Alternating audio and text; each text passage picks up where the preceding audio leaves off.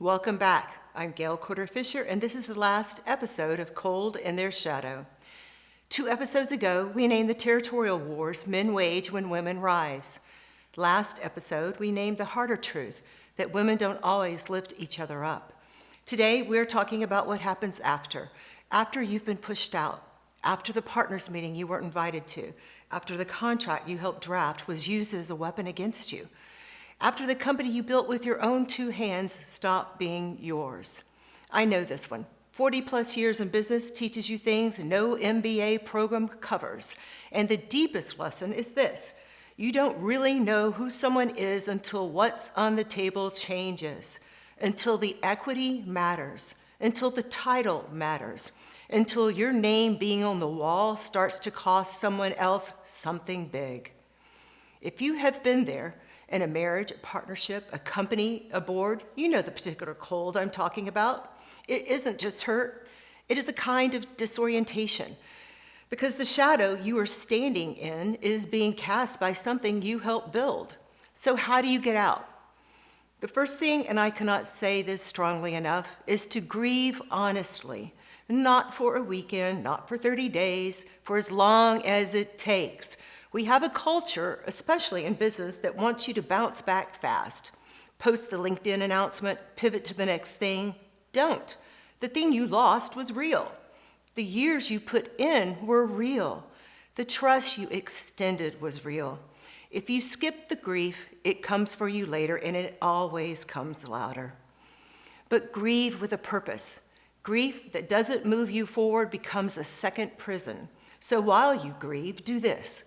Take inventory of what is actually yours, not what they tell you is yours, not what some amended document says is yours.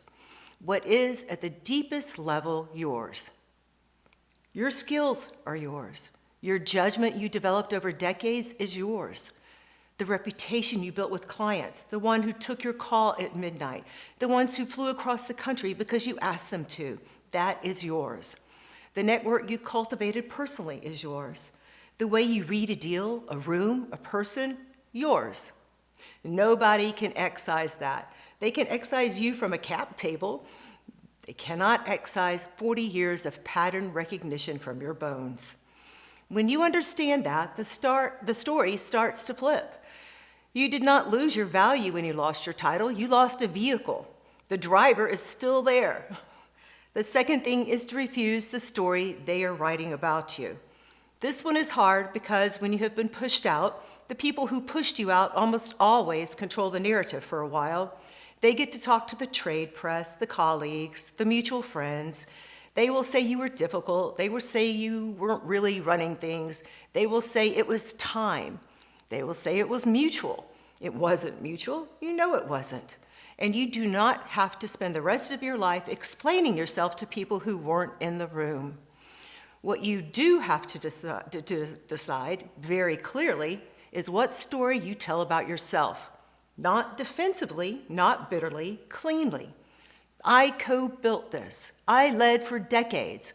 I was forced out when my equal stake became inconvenient. I am now doing the next thing. That's it. You don't owe more. The people who matter will fill in the rest. The people who don't aren't going to be persuaded anyway. The third thing is to build your own bench. We talked in episode 1 about male bench depth, how men have networks of other men ready to close ranks and slow an ambitious woman down. There is a corollary that doesn't get talked about enough. Women, when they decide to, can build benches just as deep. Not benches of resentment, benches of capability. Other women who have been through some version of what you have been through, lawyers who don't blink, bankers who take your call, operators who know what you're worth and you don't need to be talked into it. Younger women who are watching how you handle this and learning what's possible for them.